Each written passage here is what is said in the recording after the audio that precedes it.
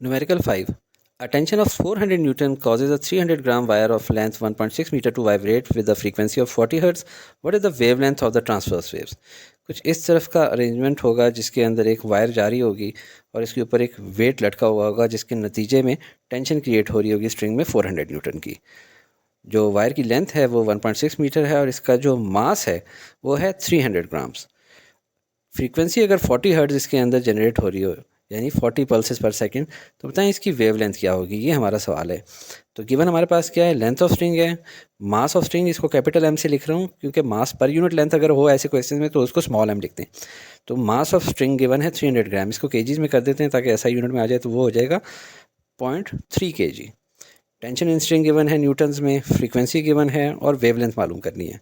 Solution की तरफ चलते हैं। कौन सा फार्मूला है जिसके अंदर वेवलेंथ आती है? वेव इक्वेशन के अंदर v is equal to F lambda. यहाँ से अगर हमने लेमडा निकालना हो तो lambda is equal to v over F. अब v वेलोसिटी की हमारे पास नहीं है वैल्यू, तो वो कैसे निकालेंगे? जब भी ऐसी कंडीशन हो तो न्यूटन ने एक फार्मूला बताया था, v is equal to under the root t into L over M.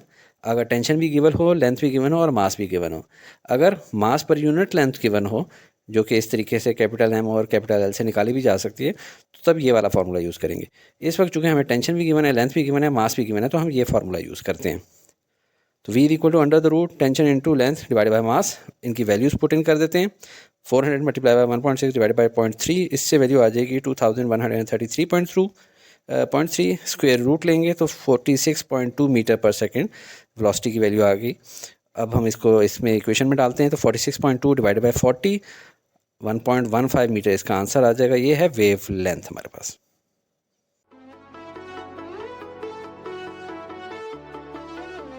Study with me, a learning experience.